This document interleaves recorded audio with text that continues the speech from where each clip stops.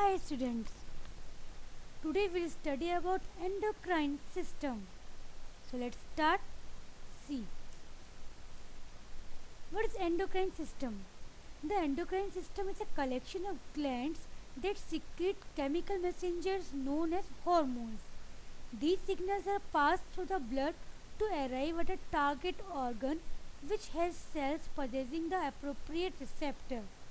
See, your endocrine system is a collection of glands that produce hormones that regulate your body's growth, metabolism, and sexual development and function. The hormones are released into the bloodstream and transported to tissues and organs throughout your body. So, body functions are controlled and regulated by hormones.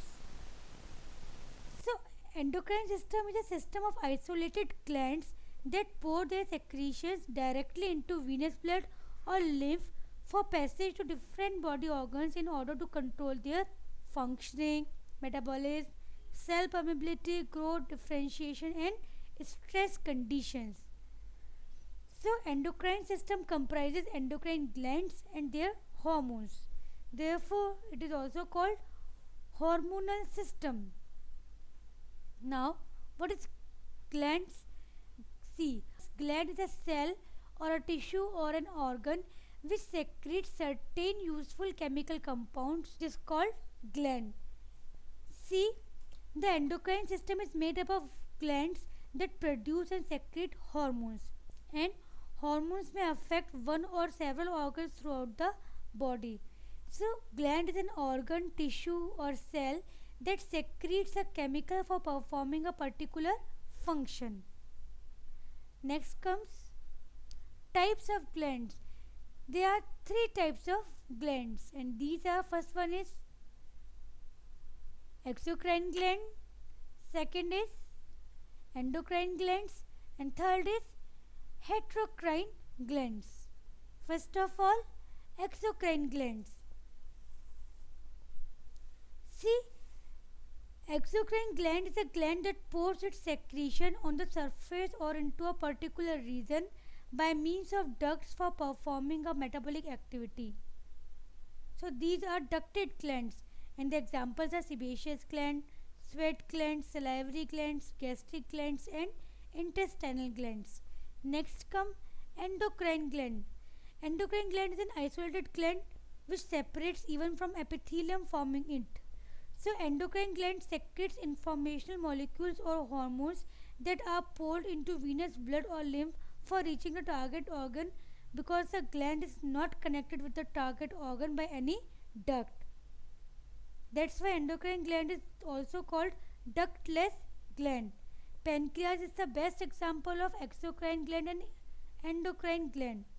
Next come heterocrine gland or mixed gland. It is a gland that has both exocrine and endocrine regions, the exocrine pouring their secretions through ducts while the endocrine pouring their secretion directly into the blood or lymph. So there are three types of glands. These are exocrine gland, endocrine glands, and heterocrine glands. Now let's see the position of different glands in your body. First one is glands situated at the brain. These are pituitary gland, hypothalamus gland, and pineal gland. This is thyroid gland, which is at the neck or between the sternum. This is parathyroid gland, present in the thymus. This is adrenal gland, which is also called suprarenal gland because it is situated above the kidney. This is pancreas gland, and this is testicles in man and ovaries in female. So this is the position of different glands in your body. Next comes hormones. What are hormones? See, hormones are informational molecules secreted by the endocrine cells in one part of the body and carried by blood to another part where they stimulate or inhibit specific physiological process. See, hormones are chemical messengers created by the body. They transfer information from one set of cells to another to coordinate the functions of different parts of the body. So, hormones are chemical messengers or information molecules The another name of hormones is information molecules formed by cells of an endocrine gland or endocrine cells of a mixed organ, which are produced in one part of the body and translocated by circulatory system to another part for stimulating or inhibiting one or more physiological process for the welfare of the body. So till date more than 50 hormones have been described. Next, discovery of hormone. First hormone discovered was secretin. So secretin was the first hormone which was discovered by William M. Bayliss and Ernest H. Startling in 1903. Next come properties of hormone, or you can also say it characteristics of hormone.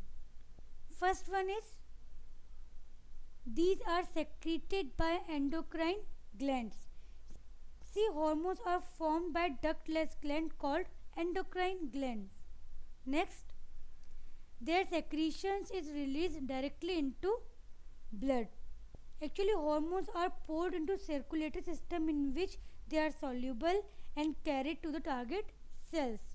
Next, hormones are carried to distantly located specific organs called target organ.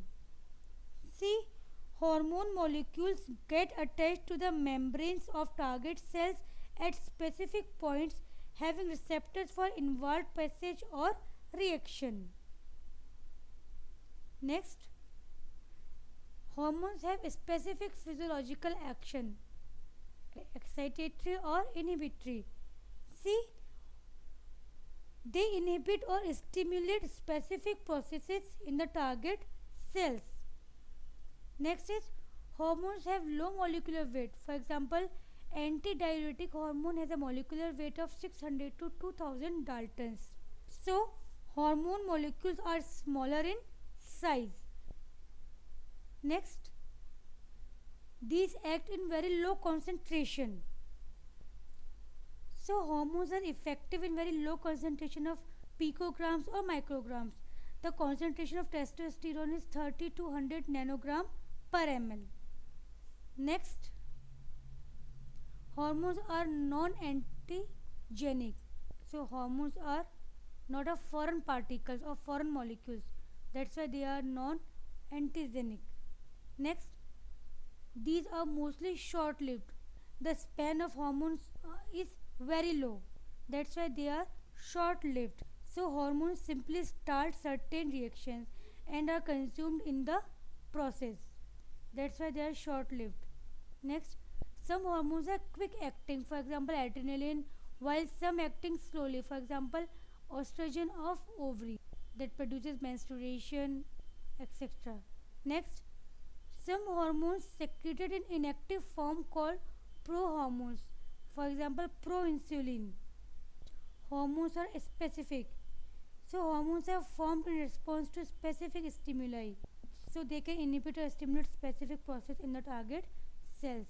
And hormones control most activities like membrane permeability, cell division, cell growth, cell differentiation, regeneration, reproductive activity, production of enzymes and metabolism, iron and water balance of body, adaptations and emergencies, etc. So these are the other work of hormones. So these are the main characteristics or properties of hormone.